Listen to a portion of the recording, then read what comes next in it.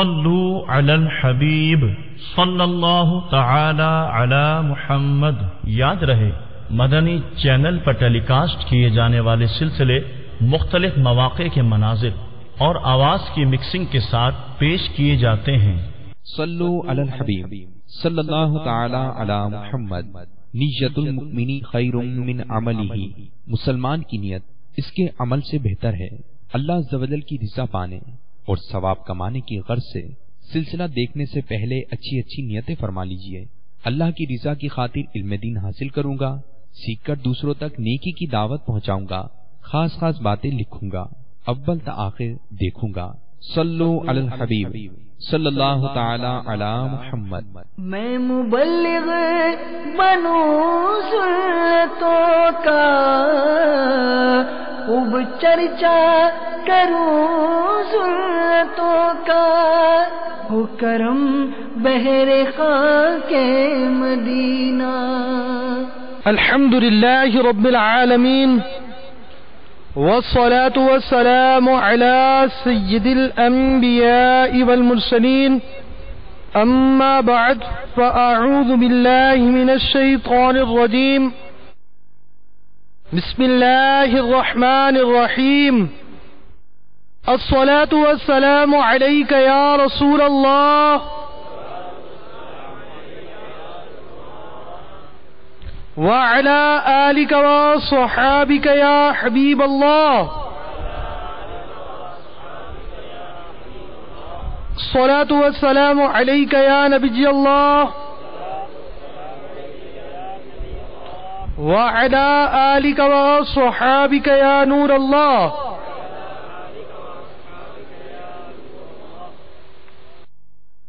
قریب قریب آ کر بیان کی تعظیم کی نیت سے ہو سکے تو دو جانوں بیٹھ جائیے، اگر تھک جائیں تو جس طرح آپ کو آسانی ہو اسی طرح بیٹھ کر نگاہیں نیچی کیے، توجہ کے ساتھ رضائے الہی عز و جل کے لیے علم دین حاصل کرنے کی نیت سے بیان سنیے۔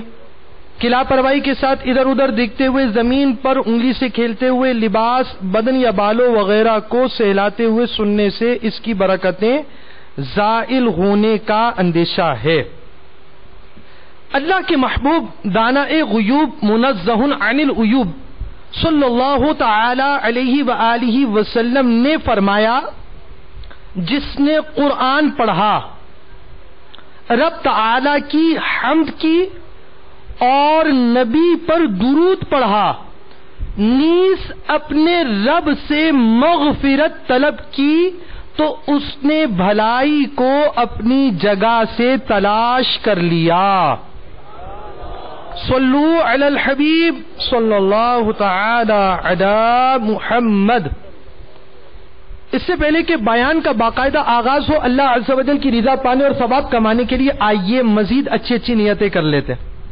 سرکار مدینہ راحت قلب و سینہ، فیض گنجینہ، باعث نزول سکینہ، صاحب معطر پسینہ صلی اللہ تعالی علیہ وآلہ وسلم کا فرمان باقرینہ ہے، نیت المؤمن خیر من عملہ، یعنی مومن کی نیت اس کے عمل سے بہتر ہے۔ عالم نیت شیخ طریقت امیر اہل سنت حضرت علامہ مولانا محمد الیاس عطار قادری رضوی دامت برکاتہ العالیہ فرماتے ہیں، نیک کام بغیر اچھی نیت کے کار ثواب نہیں ہوتا۔ نیک کام میں جس قدر اچھی نیتیں زیادہ، اسی قدر ثواب بھی زیادہ۔ نیز امیر اہل سنت نے اس پرفتن دور میں آسانی سے نیکیاں کرنے اور گناہوں سے بچنے کے طریقوں پر مشتمل شریعت و طریقت کا جامع مجموعہ بنام مدنی انعامات بصورت سوالات عطا فرمایا۔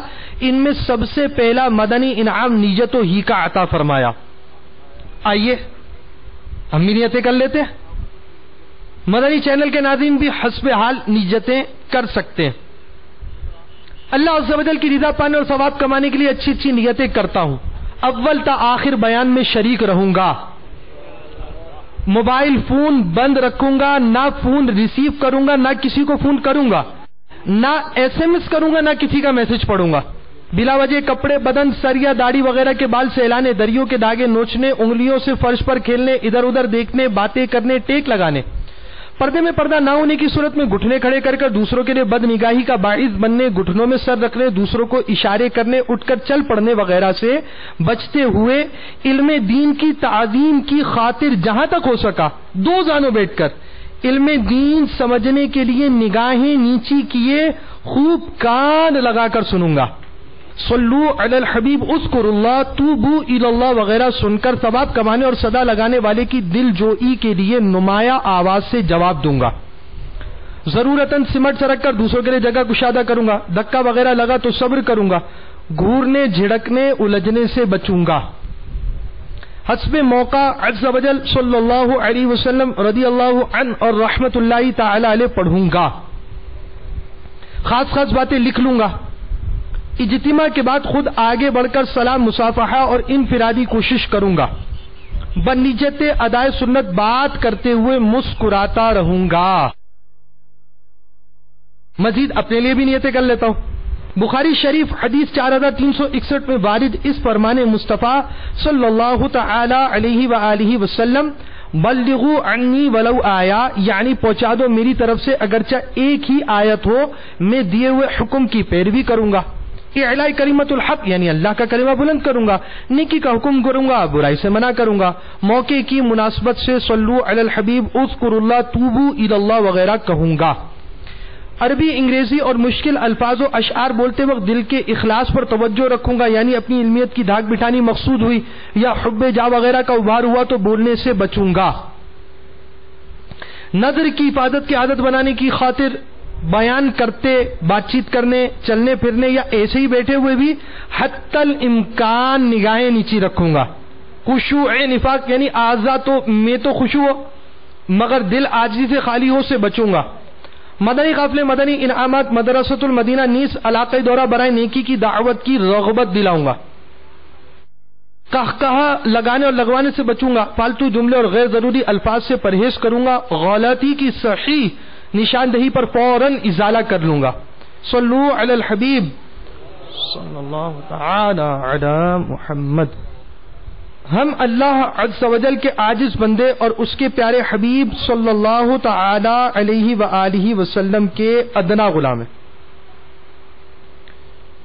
یقیناً زندگی بے حد مختصر ہے. ہم لمحہ بلمحہ موت کے قریب ہوتے چلے جا رہے ہیں.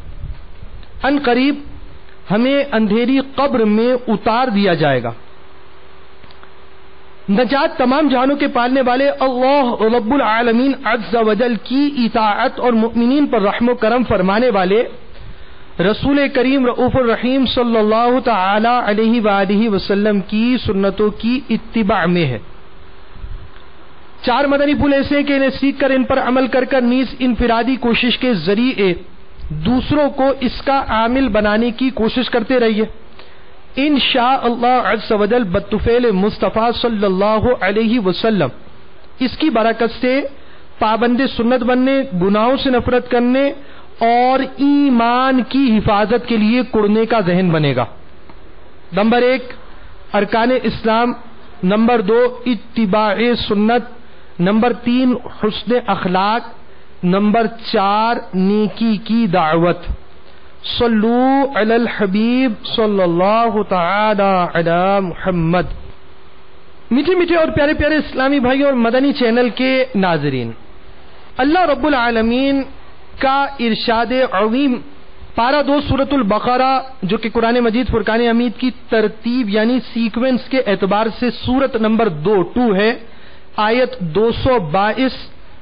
دعوت اسلامی کے اشاعتی ادارے مکتبۃ المدینہ کے مطبوعہ ترجمہ والے پاکیزہ قرآن کنز الایمان صفحہ 75. ان اللہ یحب التوابین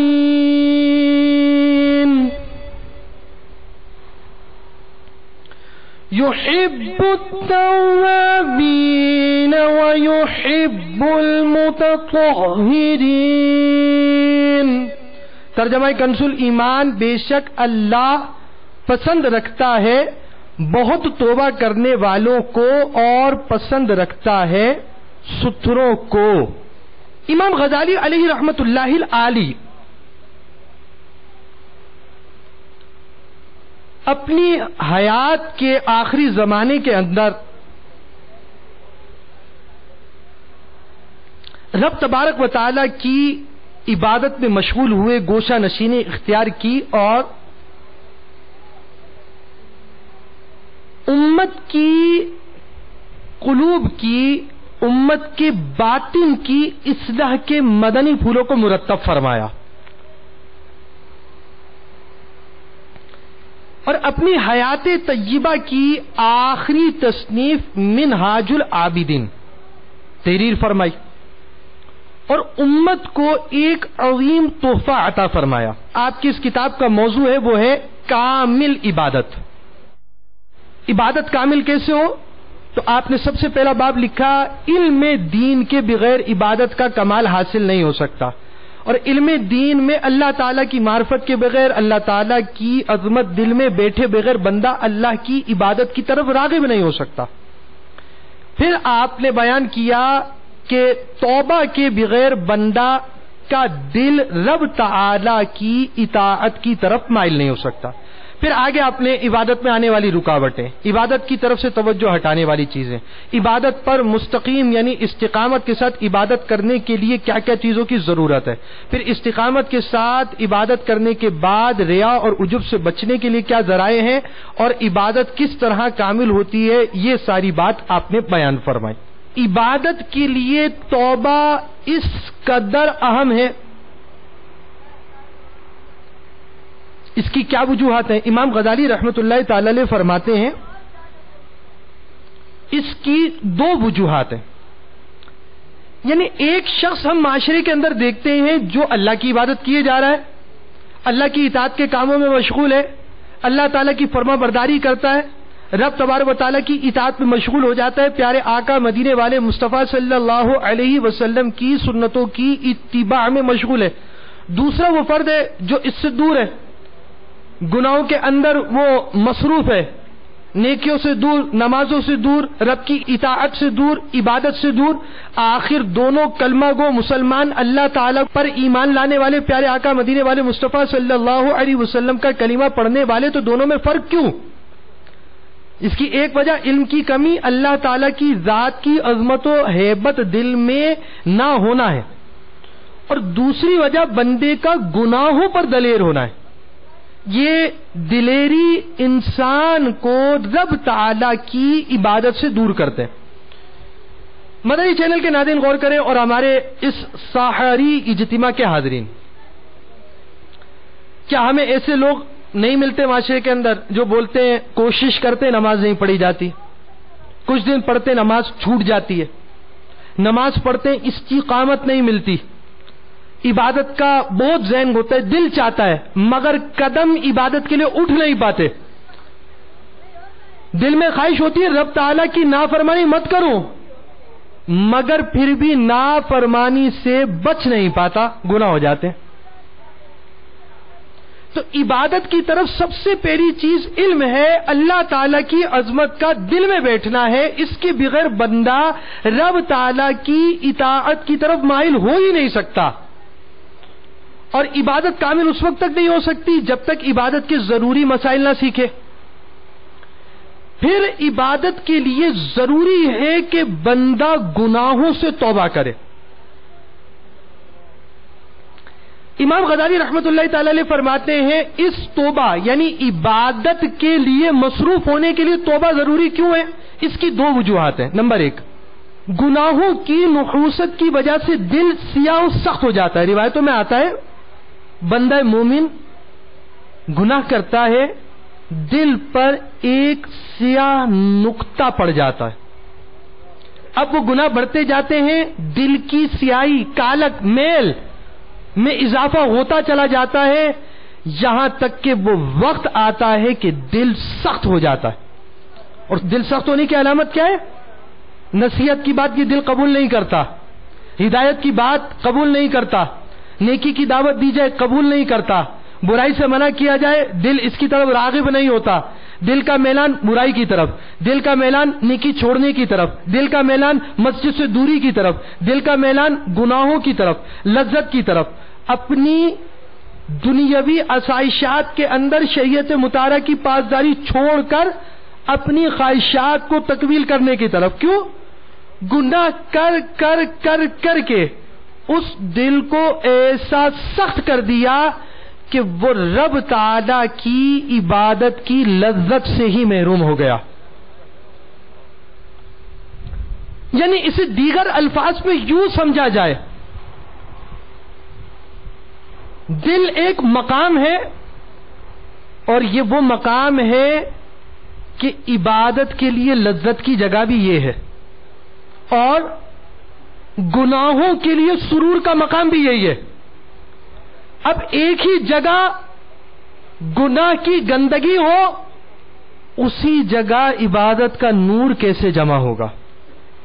تو رب تعالیٰ کی اطاعت، رب تعالیٰ کی عبادت، رب تعالیٰ کی فرما برداری، رب تعالیٰ کے حضور سر کو جھکانے کے لیے سب سے اہم کام علم کا حصول، اور اس کے بعد رب کے حضور توبہ کرتا ہے. اور وہ اس وجہ سے کہ جس دل میں عبادت کا نور ڈال رہے ہو، اس دل کے اندر جب پہلے سے گناہوں کی گندگی ہو تو عبادت کا نور اس میں کیسے جمع ہوگا؟ تو جب اس دل کو رب تعالی کی عبادت کے نور سے منور کرنا ہے تو پہلے گناہوں کی گندگی کو اس دل سے دور کرنا پڑے گا، اور اس کے لیے توبہ لازم ہے. دوسری وجہ امام غزالی رحمۃ اللہ تعالی علیہ نے لکھی ہے، بغیر توبہ کے عبادت قبول نہیں ہوتی. نفلی عبادت کرنے اور گناہوں سے توبہ نہ کرنے والا کہ اس پر گناہوں سے توبہ فرض یا واجب ہو کی مثال اس مقروض کی طرح ہے جو قرض خواہ کو ہدیہ دے مگر قرض ادا نہ کرے. کیا معنی ہوا؟ آپ کا لاکھوں روپے کا قرضہ ایک کی طرف ہے، آپ مانگنے گئے، اس نے آپ کو ہدیتاً کوئی چیز کھلائی، کچھ پلایا، ہدیتاً کوئی کتاب دی، کتاب کی تو میں نے مثال دی، کچھ کھانے پینے کی چیز دی. بعض صورتوں میں احکام رشوت کے بھی ہوں گے، اور ایسی صورت میں مقروض سے نفع حاصل کرنا کہ جب آپ نے مقروض کو قرض دیا ہوا ہے، اب وہ آپ کو بوتلیں پلا رہا ہو یا خصوصی دعوتیں کر رہا ہو، تو اس کا آپ کی خصوصی دعوت کرنا، یعنی دعوت خصوصی کا مطلب یہ ہے آپ آئیں گے تو دعوت ہوگی، نہیں آئیں گے تو دعوت نہیں ہوگی. یہ خصوصی دعوتیں بعض صورتوں میں رشوت اور حرام قطعی بنیں گی. یعنی آپ اگر کسی کو قتل کر کر اس کی رقم حاصل کرتے ہیں، کتنا گھنونا کام ہے، اور آپ عزت کے ساتھ جا کر کسی کے گھر کی دعوت کھا کر آتے ہیں اور پیٹ میں حرام قطعی ڈال کر آ رہے ہوتے ہیں، اور یہ ایسا خبیث مال ہے، حرام قطعی ایسی خبیث سوغات ہے کہ آپ اس کے مالک بنتے ہی نہیں ہیں. یہ رقم اس شخص کو واپس لوٹانی ہی پڑتی ہے. بعض مال خبیث ایسے ہوتے ہیں کہ جس کے لیے حکم یہ ہوتا ہے کہ یا تو اس شخص کو دے دیا جائے یا صدقہ کر دیا جائے، اور بعض خبیث مال ایسے ہوتے ہیں کہ جن کے لیے حکم ہوتا ہے کہ واپس اسی کو دینا ہوگا، اور بعض خبیث مال ایسے ہوتے ہیں کہ جس پر بندی کو ملکیت حاصل ہو جاتی ہے مگر صدقہ کرنے کا حکم ہوتا ہے. اور یہ حرام قطعی مال ایسا ہے کہ اس پر بندے کی ملکیت ہوتی ہی نہیں ہے، اور یہ سامنے والے کا مال ہے جو اس کو لوٹانا ہے. تو اب بعض صورتیں اس میں ایسی بنیں گی کہ قرض خواہ سے آپ نے قرض لینا تھا، اس نے آپ کی دعوت خاص کر دی، آپ کو تحفہ خاص دے دیا، آپ کو فلاں چیز دے دی، بڑے مزے سے بڑی عزت سے جیب میں عطر کا تحفہ رکھ کر آپ آ گئے. ہو سکتا ہے یہ عطر لینا آپ کے لیے حرام قطعی ہو.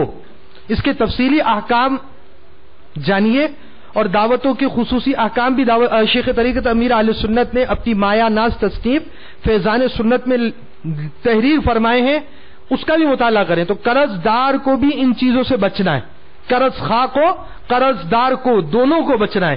بلا وجہ حرام کھلانا اس کی بھی تو اجازت نہیں ہے.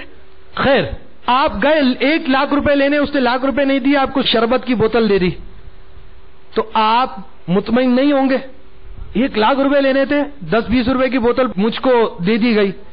تو اب ایسا شخص جو نفلی عبادتیں کر رہا ہے، عشاء تاج پڑھ رہا ہے، تہجد پڑھ رہا ہے، نفلی روزے رکھ رہا ہے، وہ شخص نفلی روزے رکھنے والا، نفلی عبادت کرنے والا، نفلی قیام کرنے والا، ذکر و اذکار کرنے والا، درود و سلام پڑھنے والا، اور ایک طرف وہ یہ نفلی کام کرتا ہے، یہ عبادت کرتا ہے، مگر دوسری جانب اس پر واجب ہے، لازم ہے، توبہ کرے، رب کے حضور اس کی معصیت کا جھنڈا جو گاڑ کر معاذ اللہ اس کی بغاوت کے لیے تیار ہے، اس علم بغاوت کو ہٹا کر رب تعالی کے حضور جھک جائے، توبہ کرے، اپنے گناہوں سے پاک و صاف ہو جائے، تو ایک طرف وہ شخص مقروض ہے، قرضہ بہت کثیر ہے، مگر قرضہ ادا نہیں کرتا، اور کسی سامنے والے قرض خواہ کو وہ شخص ہدیہ دیتا ہے، تو جس طرح وہ ہدیہ دینے والا قرضہ ادا نہ کرنے کے بعد ہدیہ دینے والا شخص نادان ہے،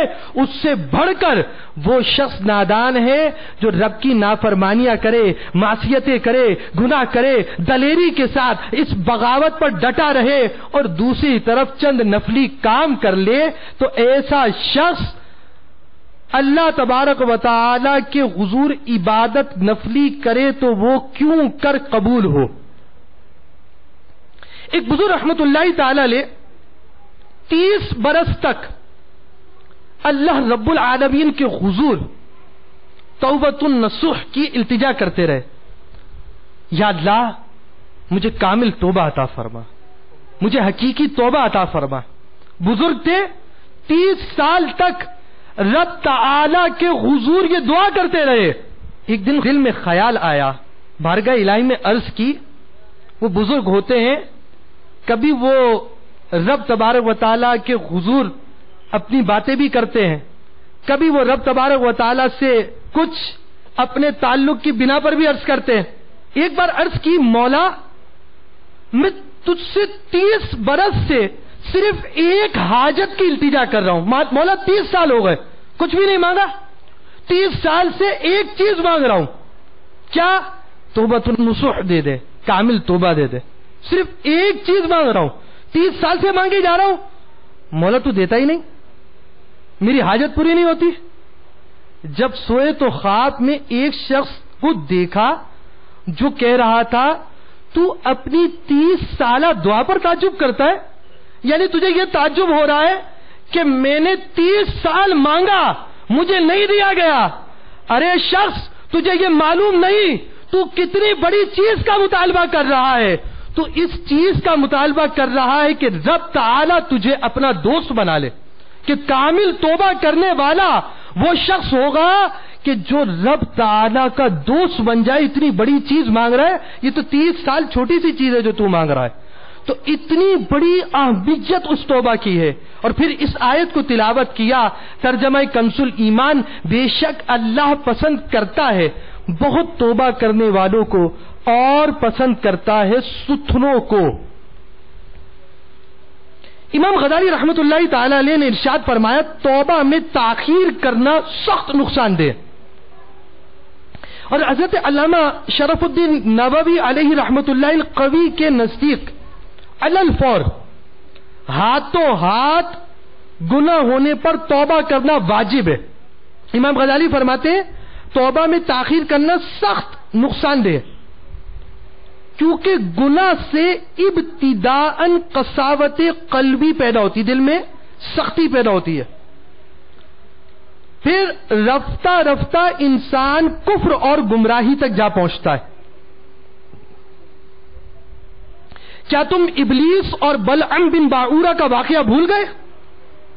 ان سے ابتداءً ایک ہی گناہ صادر ہوا، مگر وہ بعد میں کفر اور گمراہی تک پہنچ گئے اور ہمیشہ کے لیے تباہ حال لوگوں میں شامل ہو گئے۔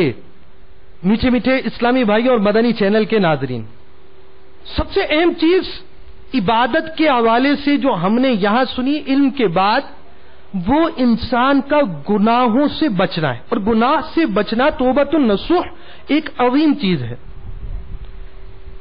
پھر توبہ میں تاخیر نہیں کرنی چاہیے، اور توبہ میں تاخیر کرنے سے بندہ بعض اوقات بد عقیدگی کی طرف بھی چلا جاتا ہے، نظریات کی خرابی کی طرف بھی چلا جاتا ہے اور بعض اوقات کفر تک میں مبتلا ہو جاتا ہے. اگر تم توبہ نہ کرنے کا یہ بہانہ کرو کہ ہمیں اپنے نفس پر اعتماد نہیں, شاید توبہ کے بعد گناہوں سے باز رہوں یا نہ رہوں, لہذا توبہ ہی نہیں کرتا. امام غزالی رحمت اللہ تعالی علیہ نے اس وسوسے کا جواب دیا. تمہیں کیسے معلوم ہوا کہ توبہ کے بعد ضرور تم سے گناہ ہو جائے گا؟ ہو سکتا ہے کہ توبہ کے بعد متصل ہی فوراً ہی تم پر موت آ جائے اور گناہ کرنے کا موقع ہی نہ ملے. توبہ کی اور اللہ تعالی کی رحمت سے اگر توبہ قبول ہو گئی اور دوسرا کوئی گناہ کیا ہی نہیں, اسی حال میں مر گئے, تو رب تعالی کی حضور پاک و صاف ہو کر تو چلے جاؤ گے. حدیث پاک میں آتا ہے زندگی نعمت ہے, نیکوکار کے لیے بھی نعمت ہے, بدکار کے لیے بھی نعمت ہے. نیکوکار کے لیے کیوں نعمت, بدکار کے لیے کیوں نعمت؟ نیکوکار کے لیے اس لیے نعمت تاکہ وہ اپنی نیکیاں بڑھائے. نیک آدمی ہے, زندگی زیادہ ہوگی, رب کی اطاعت زیادہ کرے گا, عبادت زیادہ کرے گا, نماز کا اہتمام کرے گا, فرائض کا اہتمام کرے گا, واجبات کا اہتمام کرے گا. اگر وہ داعی اسلام ہے, مبلغ اسلام ہے, اب وہ نیکی کی دعوت عام کرے گا, برائی سے روکے گا اور دین کے اندر آنے والے فطروں کو دور کرے گا, علمی اور عملی طور پر دین میں پیدا ہونے والی خرابیوں کو دور کرے گا, دوسروں کو راہ راست پر لائے گا, مسجد کو آباد کرے گا, تلاوت کرے گا, حمد کرے گا, مناجات کرے گا, نعت پڑھے گا, طرح طرح کی نیکیاں کرے گا, تو نیکوکار آدمی کے لیے درجات کی بلندی, رب تبارک و تعالیٰ کی اطاعت میں مصروف ہونا, رب کی رضا کو پانا, سرکار مدینہ صلی اللہ علیہ وسلم کی سنتوں کی خدمت کرنا, سرکار مدینہ صلی اللہ علیہ وسلم کی سنتوں کا پرچار کرنا, سرکار مدینہ صلی اللہ علیہ وسلم کے دین کو پھیلانا, یہ سارے کام نیکوکار آدمی اپنی زندگی میں کر سکتا ہے. زندگی اس کے لیے نعمت ہے. اور بدکار کے لیے بھی نعمت ہے.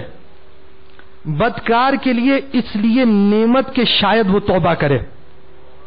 اگر بدکار آدمی اپنی بدیوں پر ہو, گناہوں پر ہو, نماز قضا کرنے والا ہو, روزے قضا کرنے والا ہو, رمضان کے روزے جان بوجھ کر بلا قصد بغیر شرعی رخصت کے قضا کر دینے والا, چھوڑ دینے والا, رمضان المبارک کے اندر ان روزوں سے دور رہنے والا, زکوٰۃ ادا نہ کرنے والا, صاحب استطاعت ہونے کے باوجود حج ادا نہ کرنے والا, اور صاحب نصاب اور صاحب شرائط ہونے کے باوجود زکوٰۃ ادا نہ کرنے والا ہوگا, تو اب اگر اسے زندگی کی مہلت ہوئی, کسی موڑ پر جا کر احساس ہوا, تو اب توبہ کر کر رب تعالی کے حضور رجوع کرے گا. تو بدکار آدمی کے لیے یہ نعمت ہے.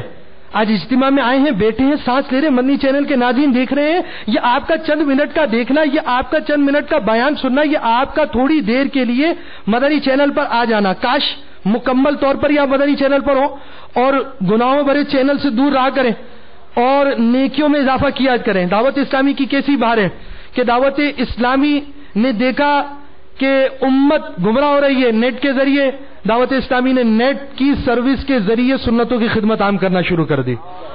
امت گمراہ ہو رہی ہے ٹی وی کے ذریعے, میڈیا کے ذریعے, الحمدللہ مدنی چینل سنتوں کی خدمت کے لیے موجود ہے. تو بہرحال زندگی رب تعالیٰ کی عظیم نعمت ہے.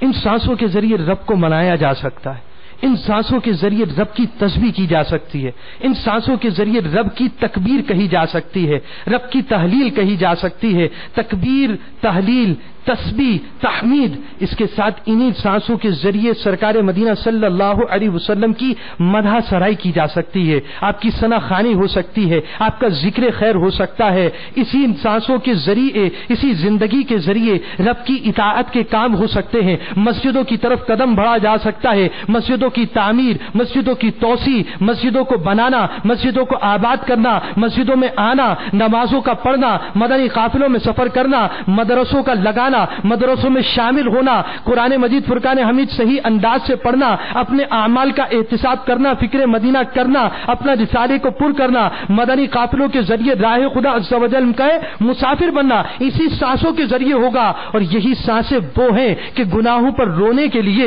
گناہوں پر نادم ہونے کے لیے، گناہوں سے رجوع کرنے کے لیے انسان کو مددگار ہو، انسان کے لیے معاون ہو، انسان کے لیے اعانت کا ذریعہ ہو، اور انسان اس سے فائدہ اٹھائے، اس کے ذریعے رب تعالیٰ کو منائے. اور وہ کبھی رب تعالیٰ کو منانے کے لیے اپنے آپ کو تیار کرے تو رب تعالیٰ کو منانے کے لیے، رب تبارک و تعالیٰ سے رجوع کرنے کے لیے، گناہوں سے استغفار کرنے کے لیے، گناہوں کو چھوڑنے کے لیے بھی یہ سانس اس کے لیے اعلیٰ نعمت ہے.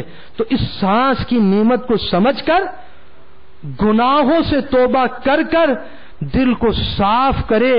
اور اب جب یہ برتن صاف ہو جائے تو رب کی عبادت کے نور سے اس برتن کو بھر لے. آپ فرماتے ہیں تو توبہ کر، تجھے کیا خبر کہ اس توبہ کے بعد ہی موت آ جائے اور تجھے گناہ کرنے کی مہلت نہ ملے. پھر فرماتے ہیں مزید، اگر خدا نہ خواستہ توبہ کے بعد گناہ ہو گیا تو بھی فائدہ یہ ہے کہ تمہارے گزشتہ گناہ تو معاف ہو گئے، گزشتہ گناہوں کے عذاب سے تمہیں خلاصی ملی اور گزشتہ گناہوں کی آلودگی سے تم پاک ہو گئے. توبہ کے بعد اگر کوئی گناہ ہوا تو بس وہی تمہارے ذمے ہے، سابقہ گناہوں کا معاف ہو جانا کوئی کم نفع نہیں ہے. امام غزالی رحمت اللہ تعالی نے فرماتے ہیں انسان کا ایسے درجے پر پہنچ جانا کہ کوئی صغیرہ یا کبیرہ گناہ صادر نہ ہو ممکن ہے، بلکہ اللہ تعالیٰ کی توفیق جس کے شامل حال ہو جائے اس کے لیے آسان ہے. اللہ تعالیٰ جس کو چاہے اپنی رحمت سے خاص کرے. اب انسان توبہ کا ذہن بناتا ہے تو اب توبہ کا ذہن بنانے کے لیے اسے کچھ معاون اور مددگار کی ضرورت ہوتی ہے جو اسے توبہ پر ابھارے. آپ فرماتے توبہ پر ابھارنے والی 3 باتیں. ایک شخص تو توبہ نہیں کرتا، سوچ، توبہ پر ابھارنے والی باتوں پر غور کر. کیسا نادان ہے، رب کے حضور توبہ نہیں کرتا. آپ فرماتے ہیں اول یہ کہ اپنے گناہوں کو نہایت کبھی افعال تصور کرے. رب نے کتنی نعمتیں دی، رب تعالیٰ نے جسم کی نعمت دی، رب تعالیٰ نے ہاتھ کی نعمت دی، آنکھ کی نعمت دی، زبان کی نعمت دی، جسم میں طرح طرح کی نعمت دی، رزق کی نعمت دی، اولاد کی نعمت دی، گھر کی نعمت دی، مکان کی نعمت دی. رب نے سورج چاند ستاروں کی نعمت دی. اور وہ زمین جس کی طرف تمہیں توجہ نہیں ہوتی، دانا ڈال دیتے ہو مٹی میں خاک ہو جاتا ہے مگر تناور درخت بن کر تمہیں پھل دینے والا بن جاتا ہے. اسی زمین کے اندر کاشت کرتے ہو، تمہیں گندم ملتی ہے، اسی میں تمہیں کپاس ملتی ہے. تم اس زمین کے ذریعے اپنی حیات کو پورا کرتے ہو، اس جانور کے ذریعے گوشت کھاتے ہو، طرح طرح کی تمہیں رب تعالیٰ نے نعمتیں دی. اور دوسری طرف چاہیے یہ کہ رب تعالیٰ کی نعمتوں کا شکر ادا کرو. تم کیسے کبھی افعال میں، کیسے برے افعال میں مبتلا ہوئے کہ اپنے اس جسم پر جس کی بقا رب کی رحمت سے ہے، جس طاقت کو رب ہی کی وجہ سے تمہیں ملی، اس طاقت کے ذریعے رب تعالیٰ کی نافرمانی کے لیے کھڑے ہوئے. کتنے کبھی اور کتنے گھٹیا قسم کے تم نے افعال کیے. دوسری بات فرماتے ہیں یہ کہ اللہ تعالیٰ کے عذاب کی شدت اور اس کے غضب کی سختی کو دل میں حاضر کرو. ذرا سوچو تو صحیح، جس نے اتنا کچھ دیا، جس نے اتنی نعمتیں دی، اور چاہیے یہ تھا کہ اس کی شکر گزاری کرتے، چاہیے یہ تھا کہ اس کی حضور اپنے سر کو جھکا لیتے. نافرمانیاں کی. کون سا دن نافرمانیوں سے دور ہے، نمازیں نہ پڑھی، فرض روزے بلا قصد چھوڑ دیے. اور آج کا مسلمان کیسا عجیب ہے. آج مسلمانوں کے ملک میں مسلمان کہلانے والے، مسلمان نام رکھنے والے رمضان میں سر عام کھاتے ہوئے نظر آتے ہیں. کیسے جری بے باک ہے. رب کی نعمتوں کے بعد رب کی طرف سے عائد کردہ احکام کو سر عام کس طرح پامال کیا جا رہا ہے. ذرا سوچو تو صحیح، اس پر اللہ تعالیٰ ناراض ہوا؟ کیا اس زمین پر زلزلے نہیں آتے؟ کیا اس زمین سے پانی چیر کر سرحدوں میں نہیں گھستا؟ کیا اس زمین کے اوپر طرح طرح کے عذاب نہیں آتے؟ ان کو دیکھ کر تمہارے اندر جھرجھری پیدا نہیں ہوتی کہ اس حیات میں تمہاری آنکھوں کے سامنے، تمہارے سامنے بسنے والی بستیاں تہس نہس ہو جاتی ہیں. تو اب سوچو کہ جو رب اس پر قادر ہے کہ اس دنیا کے اندر عذاب بھیجے، وہ رب اگر اس پر ہماری گرفت فرمائے ہمارے گناہوں کی وجہ سے، تو یہ کس قدر ہولناک ہوگا. مگر یہ یاد رہے، زلزلہ ہو یا سیلاب، ضروری نہیں کہ یہ عذاب ہی ہو. بعض صورتوں میں امتحان بھی ہو سکتا ہے، اور بعضوں کے لیے شہادت کا پیغام بھی. توبہ پر ابھارنے والی تیسری بات، اپنی کمزوری اور گناہ کے بارے میں اپنی بے حیائی کو محسوس کرے اور اس کا دل اعتراف کرے. ایک طرف اتنے کمزور کہ رب تعالی کی دی ہوئی نعمتیں اگر تھوڑی سی بھی رک جائیں حیات ختم ہو جائے. آپ کا ہاتھ چلتا ہے مفلوج ہو جائے کیا کریں؟ آپ کی ٹانگیں چلتی ہیں مفلوج ہو جائے کیا کریں؟ آنکھوں سے دیکھتے ہو اندھے ہو جاؤ کیا کرو گے؟ کانوں سے سنتے ہو بہرے ہو جاؤ کیا کرو گے؟ زبان سے بولنے والا فرد زبان چلی جائے کیا کرے گا؟ ذرا سوچے کتنا کمزور ہے. ایک وقت کھانے کو نہ ملے تو انسان بےتاب ہو جاتا ہے. اس کمزور تن، اس کمزور بدن کے باوجود رب تعالی کی نافرمانی کر کر کس قدر بے حیائی کا کام کرتا ہے. تو جب اپنے گناہوں کو کبھی سمجھے گا، رب کی نعمتوں کو عظیم جانے کا، اللہ کے عذاب کو شدید سمجھے گا، اپنی جان کو کمزور جانے گا، پھر اس کا دل رب کی طرف توبہ کے لیے مائل ہوگا. مکاشفۃ القلوب میں امام غزالی علیہ رحمۃ اللہ علی نے حضرت سیدنا ابن عباس رضی اللہ تعالیٰ عنہ سے مروی روایت نقل کی، قیامت کے دن کئی توبہ کرنے والے ایسے ہوں گے جن کو گمان ہوگا کہ وہ توبہ کرنے والے ہیں، حالانکہ وہ توبہ کرنے والے نہیں ہیں. یعنی توبہ کا طریقہ اختیار نہیں کیا، ندامت نہیں ہوئی، گناہوں سے رکنے کا عزم نہیں کیا، جن پر ظلم کیا ان سے معافی نہیں مانگی اور ان کا حق دبایا اور نہ ان کو حق دیا، بشرط یہ کہ یہ حق دینا ممکن ہو. البتہ جس نے کوشش کی اور ناکامی کی صورت میں اہل حقوق کے لیے استغفار کیا تو امید ہے کہ اللہ اہل حق کو راضی کر کر اسے چھڑا لے گا. امام غزالی رحمت اللہ تعالی علیہ نے گناہوں کی اقسام اور اس سے توبہ کا جو طریقہ بیان کیا وہ اعلی حضرت رضی اللہ تعالیٰ عنہ نے فتاوی رضویہ جلد 10 صفحہ 97 پر جو فرمایا اس کا خلاصہ عرض کرتا ہوں. یعنی سب سے اہم چیز عبادت کے لیے توبہ کرنا ہے. اب ہمارے یہاں توبہ کیا ہے؟ توبہ توبہ استغفر اللہ، کان کھینچا توبہ ہو گئی. تو محترم اسلامی بھائی، پیارے اسلامی بھائی، استغفار کرنا، اللہ تعالیٰ کے حضور توبہ کے کلمات کا کہنا، اپنے آپ کو ذلت میں مبتلا کرنا رب کے حضور، اپنے آپ کو گڑ گڑانا بہت اچھی بات ہے، بہت اعلیٰ نعمت ہے.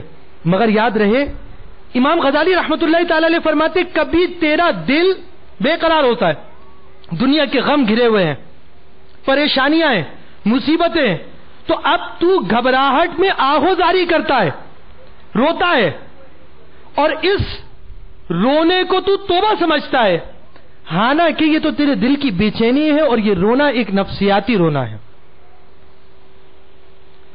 اعلیٰ حضرت رضی اللہ تعالیٰ عنہ نے توبہ کی جو شرائط لکھی وہ یوں. شرح فقہ اکبر میں مشائخ اعظام فرماتے کہ توبہ کی 3 ارکان ہیں. نمبر 1 ماضی پر ندامت، نمبر 2 حال میں اس گناہ کو چھوڑنا، نمبر 3 مستقبل میں اس کی طرف نہ لوٹنے کا پختہ ارادہ.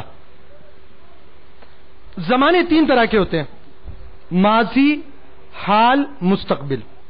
تینوں زمانوں کے اندر ایک ایک چیز کا پایا جانا ضروری ہے. یعنی ماضی، جو چیز کام کیا، غلط کیا، رب کی نافرمانی کی، توبہ کسے کہیں گے؟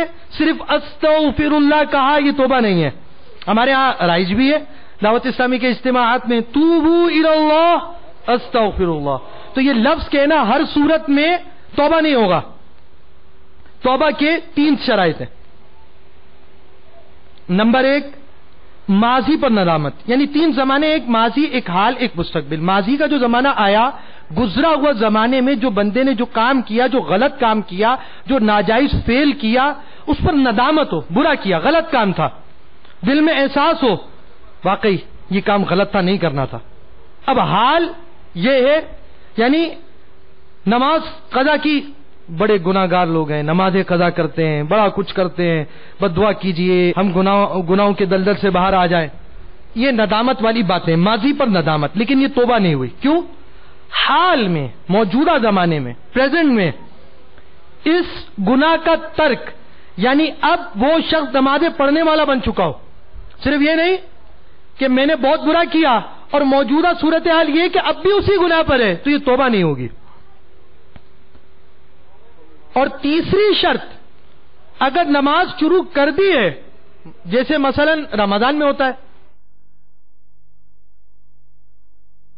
رمضان سے پہلے نمازیں نہیں پڑھتے تھے، رمضان آتے نمازیں پڑھتے ہیں. اب اس وقت اگر کسی کے جذبات یہ ہیں کہ آج تک نمازیں نہیں پڑھی، بہت غلط کیا، ایسا نہیں کرنا چاہیے تھا، اور موجودہ کیفیت یہ ہے کہ اب رمضان المبارک میں نمازیں شروع کر دی، تب بھی توبہ کامل نہیں جب تک آنے والے زمانے کے لیے یہ نیت نہ ہو کہ آئندہ نماز قضا نہیں کروں گا. زمانہ ماضی میں ندامت، حال میں اس کا ترک، اور استقبال میں اس کام کو نہ کرنے کا پختہ ارادہ. چھوڑ دے، برا کیا اور اب وہ کام نہیں کرتا اور آئندہ وہ کام نہیں کرے گا. یہ تین باتیں جب پائی گئیں تو عمومی گناہوں سے توبہ ہے، لیکن اس کی تفصیل ہے. یہ شرائط اس وقت ہوں گی جب یہ توبہ ایسے گناہوں کی طرف ہو جو توبہ کرنے والے اور رب تعالی کے درمیان ہو، حقوق اللہ سے اس کا تعلق ہو، اور بعض حقوق اللہ قابل تلافی ہوتے ہیں. اے نفس، کیا تجھے خدا سے شرم نہیں آتی؟ کیا تیری توبہ کا وقت ابھی نہیں آیا؟ کیا تجھے اللہ کا غار و جبار کے دردناک عذاب برداشت کرنے کی سخت و طاقت ہے؟ کیا تو اپنے اوپر خدا کو ناراض کرنے کا خواہش مند ہے؟ اس طرح چند بار گناہوں کو یاد کر کر ان الفاظ کا تکرار کرو اور پورے سوز و گداز سے رو اور گریہ و زاری کرو، اور اپنے مہربان خدا کے آگے دعا کے لیے ہاتھ پھیلاؤ. دل میں ہو یاد تیری، گوشہ تنہائی ہو، پھر تو خلوت میں عجب انجمن آرائی ہو. میٹھے میٹھے اسلامی بھائیوں اور مدنی چینل کے ناظرین، ہمیں رب تعالی کی اطاعت کے لیے، عبادت کے لیے توبہ کا ذہن بنانا چاہیے، اور روزانہ اپنے گناہوں پر احتساب کرنا چاہیے. شیخ طریقت امیر اہل سنت نے ہمیں مدنی انعامات کا رسالہ دیا، ذہن بنا کے توبہ کرنی ہے، گناہوں سے بچنا ہے. تو اپنے اعمال کو احتساب کریں کہ کہیں ایسا تو نہیں کہ دن بھر میں کوئی گناہ ہوا ہو اور گناہ ہو کر فوراً اس سے توبہ کرنے میں کوئی کوتاہی تو نہیں رہی ہو. تو آپ بھی شیخ طریقت امیر اہل سنت نے جو ہمیں مدنی انعامات دیے، ان مدنی انعامات کے رسالے کو تھام لیجئے. چاہیے اچھا ہو ہم بھی مدنی انعامات کا رسالہ تھامیں، اس کی فکر مدینہ کریں، اور ہر مدنی ماہ کے ابتدائی 10 دن کے اندر اندر اپنے یہاں کے ذمہ دار کو جمع کرا لیں. 72 مدنی انعامات میں سے 16واں مدنی انعام، کیا آج آپ نے کم از کم ایک بار، بہتر یہ کہ سونے سے قبل صلاۃ التوبہ پڑھ کر دن بھر کے بلکہ سابقہ ہونے والے تمام گناہوں سے توبہ کر لی؟ نیز خدا نہ خواستہ گناہ ہو جانے کی صورت میں فوراً توبہ کر کر آئندہ وہ گناہ نہ کرنے کا عہد کیا؟ تو جب روزانہ یہ بات آپ کی نگاہوں سے پھرتی رہے گی، انشاءاللہ عز و جل اس کی برکت سے رب تبارک و تعالیٰ کے حضور توبہ کرنے کا ذہن بنتا رہے گا. بیان کو اختتام کی طرف لاتے ہوئے سنت کی فضیلت اور سنت و آداب میں سے چند مدنی پھول عرض کرتا ہوں. تاجدار رسالت شہنشاہ نبوت مصطفیٰ جان رحمت شمع بزم ہدایت نوشائے بزم جنت صلی اللہ علیہ وسلم کا فرمان جنت نشان ہے. جس نے میری سنت سے محبت کی اس نے مجھ سے محبت کی، اور جس نے مجھ سے محبت کی وہ جنت میں میرے ساتھ ہوگا. سینہ تیری سنت کا مدینہ بنے آقا، جنت میں پڑوسی مجھے تم اپنا بنانا. اب مختلف مدنی پھول بیان کیے جائیں گے. ہر مدنی پھول کو سنت رسول مقبول علی صاحبی حد صلاۃ والسلام پر محمول مت فرمائیے. ان میں سنتوں کے علاوہ بزرگان دین رحمہم اللہ المبین سے منقول مدنی پھولوں کا بھی شمول ہے. تیل ڈالنے اور کنگھی کرنے کے مدنی پھول سماعت کیجیے.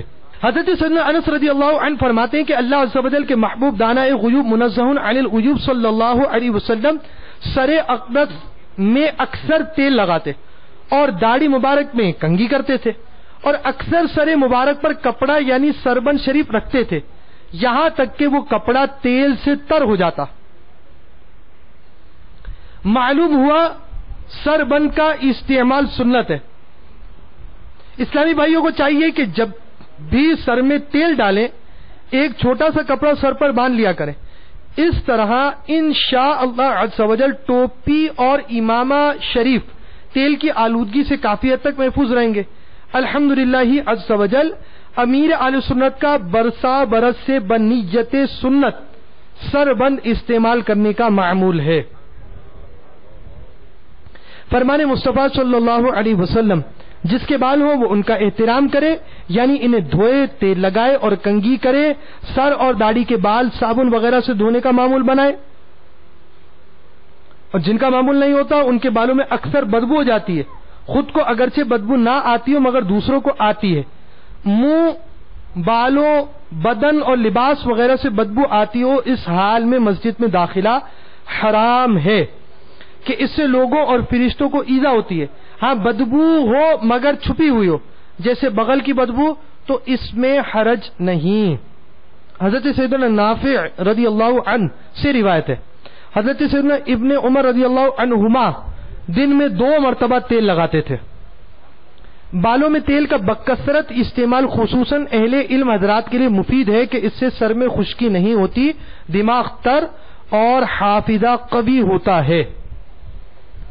فرمان مصطفیٰ صلی اللہ علیہ وسلم جب تم میں سے کوئی تیل لگائے تو بھوو یعنی ابرو سے شروع کرے، اس سے سر کا درد دور ہوتا ہے۔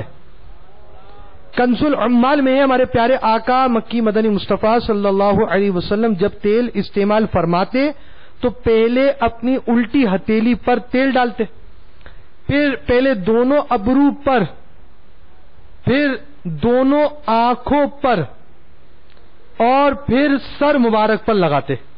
حجت الاسلام حضرت سیدنا امام محمد بن محمد غزالی علیہ رحمت اللہ الوالی نقل کرتے ہیں کہ حضرت سیدنا ابو ہریرہ رضی اللہ عنہ فرماتے ہیں ایک مرتبہ مومن کے شیطان اور کافر کے شیطان کی ملاقات ہوئی۔ کافر کا شیطان خوب موٹا تازہ اور اچھے لباس والا تھا، جبکہ مومن کا شیطان دبلا پتلا پرا گندا بالوں والا اور برہنہ۔ کافر کے شیطان نے مومن کے شیطان سے پوچھا آخر تم اتنے کمزور کیوں ہو؟ اس نے جواب دیا میں ایک ایسے شخص پر مسلط ہوں جو کھاتے پیتے وقت بسم اللہ شریف پڑھ لیتا ہے تو میں بھوکا اور پیاسا رہ جاتا ہوں، جب تیل لگاتا ہے تو بسم اللہ پڑھ لیتا ہے تو میرے بال پرا گندا رہ جاتے ہیں۔ اس پر کافر کے شیطان نے کہا میں تو ایسے کے ساتھ ہوں جو ان کاموں میں کچھ نہیں کرتا، لہذا اس کے ساتھ کھانے پینے، لباس اور تیل لگانے میں شریک ہو جاتا ہوں۔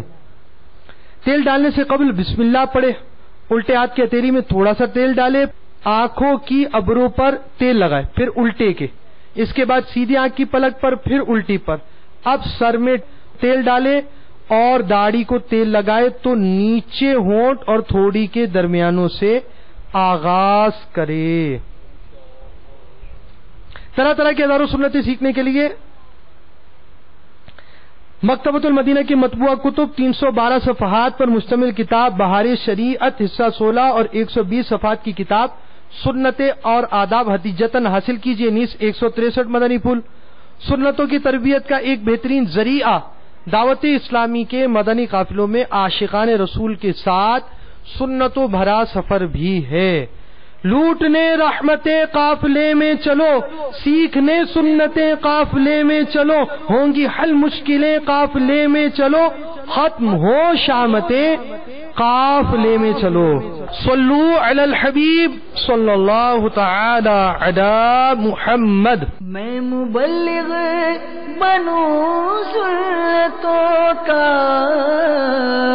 خوب چرچا کروں سنتوں کا، ہو کرم بہر خاک مدینہ۔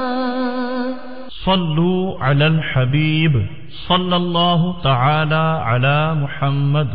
آپ نے جو ابھی سلسلہ ملاحظہ فرمایا اس کے بارے میں اپنے تاثرات اور مدنی مشورے 0301261217 پر SMS یا feedback@madanichannel.tv پر میل کر سکتے ہیں۔